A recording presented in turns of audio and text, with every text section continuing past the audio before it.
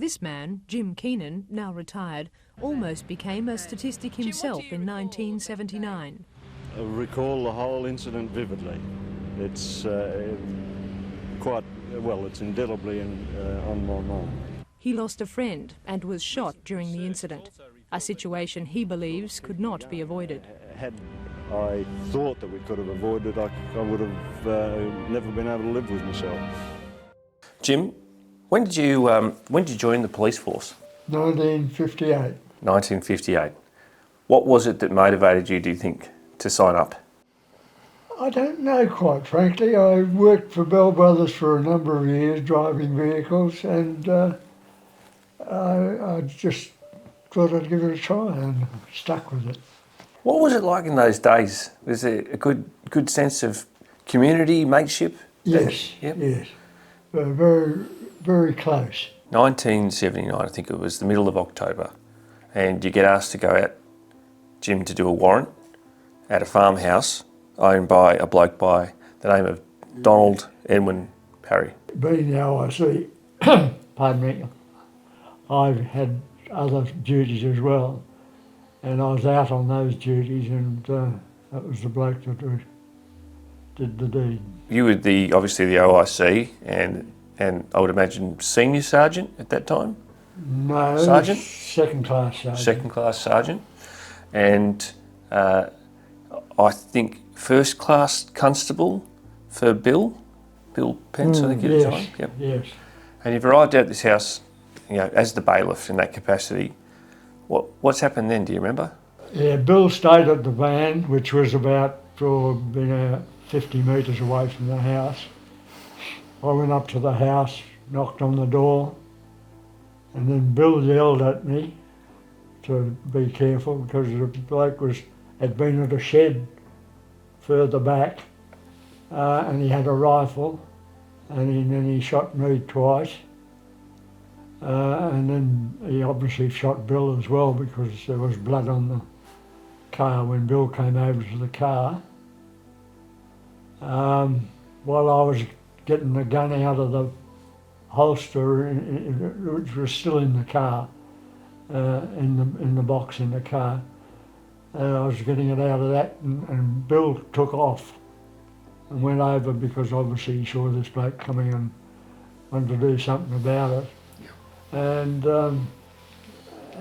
he took off, and then I got the gun out and went over there, and he'd already killed Bill, 11 shots, and so I put one into him, not to kill him, but to stop him from what he was doing. And not a good memory. Not a good memory, no. In that moment, obviously, it's the thing that every police officer absolutely hopes will never happen to them. Would you say that Bill's actions were quite heroic? Oh, definitely, yes. Yeah, you're already wounded because when I coming from the house back to the car to get the gun, there was blood on the floor where Bill he'd rushed over and opened the door and was talking to me, and there was blood on the floor where he had been wounded, and he had 11 shots placed into him. Jeez, you weren't wrong about him being a bloke you wouldn't want to mess with. That is seriously amazing, isn't it? Brings back bad memories. Yeah, he did his duty though, and I imagine, you did your duty as well, mate. And I think there's a lot of people who would say that your actions were also heroic that day. Oh, well, Bill would have literally saved Jim's life. There's no doubt about that. God, yes, definitely. Yeah. What sort of impact did Bill getting killed in the line of duty? What sort of impact did it have on police? People were very understanding. It's the best way I can put it. We had all made a fair sort of a change in the town since we'd been there. We'd been a little bit more severe than most, the previous lot. And but we had a fair few people that were, a fair percentage of the people there were on our side, because we had cleaned the place up considerably. After that had happened, I think, if my memory serves me right, the guy at the farmhouse, he's gone and got another gun and continued to fire at you, I think, Jim. And I think you called for backup? I think then when, from what I gather, Jim would have got in the car and driven, I think he even drove through a fence, because he was continually being fired at. Yeah. Yeah, from the point of the incident, Bill was dead. As I said to the bloke, "You killed me, mate." So I didn't find out till later that he had 11 shots in him. And I drove down, because I didn't know how long I was going to last. I didn't know where I'd been injured. I knew it was in the wrist, but I didn't realise it was in the stomach as well. And got down further away from the house and contacted Albany. And then he walked down and was taking a shot from in the bush. So I took a shot and then drove away, and because I didn't know how long I was going to last. Of course, yeah. Well, I didn't know how serious my injuries were. So from there I went to the roadhouse, and I got in touch with Rhonda and got her to bring my staff out with their firearms. And then stayed there until the police arrived. I stayed at that roadhouse until the police arrived. Then I was taken into hospital in Albany. And those in the community, I guess, at the roadhouse, did they take good care of you at the time? Oh, yeah. Definitely. Rhonda, do you remember getting that call? Yes, I did, and then I just chucked my daughter in, and we jumped in the car and we roared off to, I couldn't get hold of, I didn't really know how to work the switch so much to get one of the other boys that was off duty. So I just jumped in the car and drove and went around. He was home, fortunately. And he sort of took over. It was awful. Oh, I'm sorry, Rhonda. And then, had reporters ringing and whatever, saying this and that. The one lady reporter in town got it a bit wrong, because she was giving me the number of the police number, and I said, well, that's my husband. And it was pretty chaotic. I'm sorry for bringing that up. It's okay, I feel a bit of a dork. You're not a dork. No, I think you're both amazing, actually. And I thank you both for everything you did that day. Didn't realise that you were also involved as well, Rhonda. That's one of the well. neighbours, the girl, that they were in the Commonwealth Bank and they didn't live far away, and she said, God, I saw Rhonda hooning through the street. Look, I hope you didn't give her a ticket, Jim. Free one. But you just sort of just react on whatever, and I just thank God Mike was home, Mike Brighty, because he was very capable too, and he took over what the police needed to do, and but it was it wasn't a good time, and of course a lot worse for Kay, Bill's wife. I imagine Jim was probably not looking his best when you arrived. I would have seen Jim in Albany Hospital then, Okay. and he, I would go in every day, and well, he was there and visit. So no, fortunately, I didn't see him at the roadhouse or anything. He'd been carted off to hospital, and yeah, it was a rotten time. The guy that killed Bill, Parry, was he taken alive? Did he surrender? He was taken alive. Yeah. And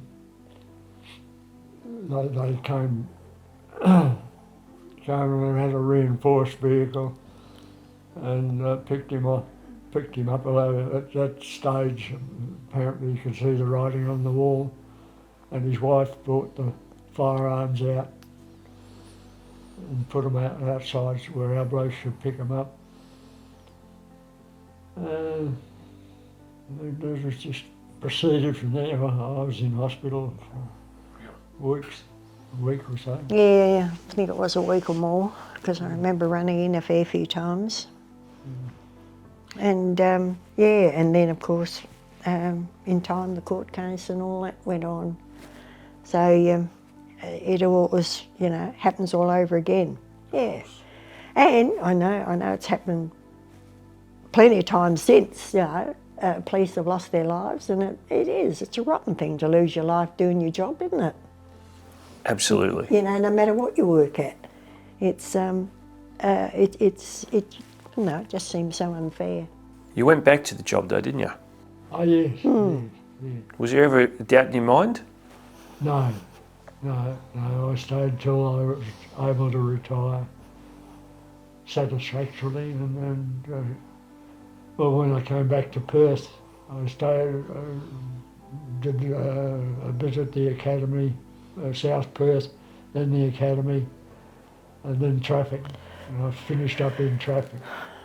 Sometimes after something like that, I would imagine there are people who would go, not for me anymore, and would go and maybe find some other way to make a living. For you, why wasn't it a question? Why did you decide to keep policing? I don't know. I can't give a reason for it, apart from the fact it was my job, and I enjoyed most of the time in the job with the other people. But I'd never thought of leaving until I was due to retire. Do you think policing's changed much since your day? Oh, God, yes. I do. I mean, not that I was ever Much in more the... dangerous. Much more dangerous. Yeah. Jim, you were shot on the job, mate. Yeah, I know, but it's happening more often these days. It's just that the values of people these days, and I think the parents, particularly of the young women that are in, I think they must be nervous for them. Yeah. Now we've got a few nutters around, I reckon, with the drugs and stuff like that, and they have no respect for anything or anybody or whatever, and this would be what this generation are dealing with as police people, and yeah, I'd say it'd be awfully unpredictable when they're on the job. They wouldn't know what you're going to come up against. The Commissioner thinks it's really important that we remember the service of those who've gone before, because the police force of today is very much built on the service of your generation. Why do you think it's important that we remember that, and also the service and the sacrifice of people like First Class Constable Pence? Yes, I wouldn't dwell too much on what has happened in the past. Definitely some things, but I wouldn't suggest they go too far into it, because you see a lot of people that have joined don't last long, and it's you know, you've got to feel for the job to enjoy it, enjoy the lifestyle. respect the past but be in the moment. Yes. Yeah. Yeah, definitely respect the Be past, available yeah. when needed. Fantastic. The last thing I'd ask is, I don't know, why is it important? I mean, you would know better than most. Why is policing such an important job? To help the majority of people to sort out their problems and to look after those that Maintain don't do law so and well order.